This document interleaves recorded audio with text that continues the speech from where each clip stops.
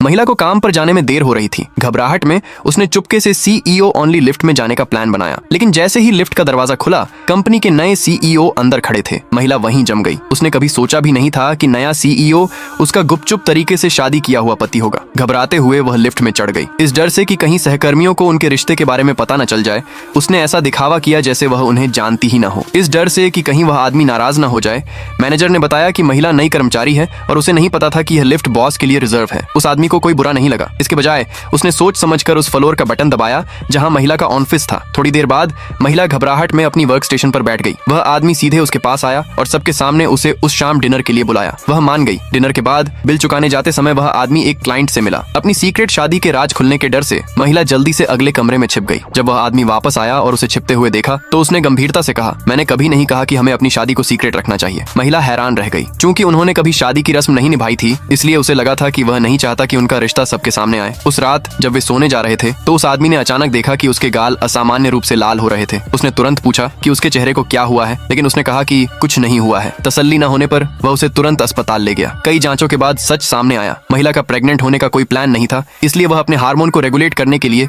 चुपके से दवा ले रही थी। पता चला कि उसे उस दवा से एलर्जी थी। ये सुनकर उस आदमी ने उसके हाथ से बैग छीन लिया और अकेले ही आगे बढ़ गया। वह बहुत गुस्से में था कि उसने अपने शरीर का ध्यान नहीं रखा। जैसे ही वे घर जाने के लिए तैयार हुए, उनकी कार अचानक खराब हो गई। महिला ने उससे पूछा कि उन्हें क्या करना चाहिए। उसने चिढ़कर जवाब दिया कि वे पैदल ही वापस जाएंगे। फिर उसने कार का दरवाजा खोला और उसके आगे निकल गई। वह औरत उसके पीछे पीछे तेजी से कार से बाहर निकली। वे ज्यादातर रास्ता पैदल ही चले, फिर भी उस आदमी ने पीछे मुड़कर नहीं देखा। आखिर में उस औरत ने नाराज होने का नाटक किया और सड़क के किनारे बैठ गई। जब उस आदमी को उसके कदमों की आवाज सुनाई नहीं दी तो वह उसे ढूंढने के लिए मुड़ा। उसे वहां उदास चेहरे के साथ बैठे देखकर उसे बेबसी महसूस हुई। साफ तौर पर गलती उसी की थी, फिर भी वह नखरे दिखा रही थी। दूसरे पार्ट के लिए कमेंट में यस लिखे।